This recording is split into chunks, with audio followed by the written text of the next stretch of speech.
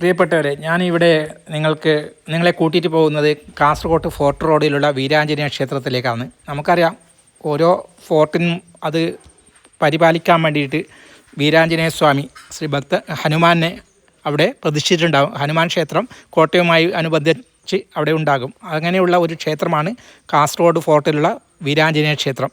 അവിടേക്കാണ് ഞാൻ നിങ്ങളെ ഇന്ന് കൂട്ടി പോകുന്നത്. അവിടേക്കുള്ള വഴിയാണ്, ഒരു കുന്നിൻ്റെ മുകളിലാണ് അമ്പലം സ്ഥിതി ചെയ്യുന്നത്.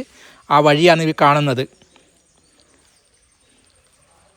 ഇന്ന് അവിടുത്തെ പ്രത്യേകത എന്ന് പറയുന്നത്, അവിടെ ഇന്ന് വാർഷികോത്സവമാണ്. വാർഷികോത്സവവുമായി ബന്ധപ്പെട്ട് ഞാൻ അവിടെ പോയപ്പോൾ കണ്ട കാഴ്ചകളാണ് ഇവിടെ നിങ്ങൾക്ക് കാണാൻ ഇതിൽ പോസ്റ്റ് ചെയ്യുന്നത്. അവിടുത്തെ പ്രധാന പ്രതിഷ്ഠ വീരാഞ്ജനേയ സ്വാമിയാണ്. അതിനോടനുബന്ധിച്ച് ഒരു നവഗ്രഹ പ്രതിഷ്ഠയും കൂടി അവിടെയുണ്ട്.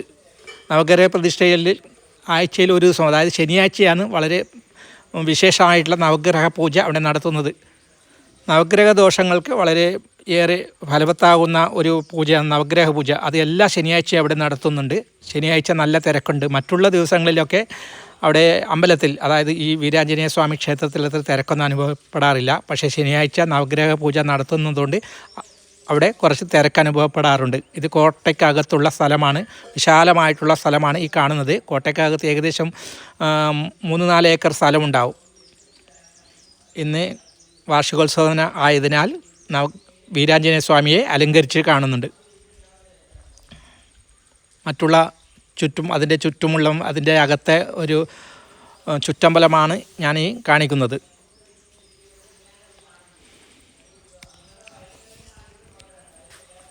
ഉപദേവതകളായിട്ട് അവിടെ ഗണപതിയും ശാസ്താവും ഉണ്ട്.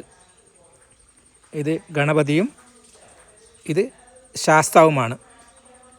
ഇന്നവിടെ ഹോമമൊക്കെ നടക്കുന്നതുകൊണ്ട് അതിനുള്ള സജ്ജീകരണം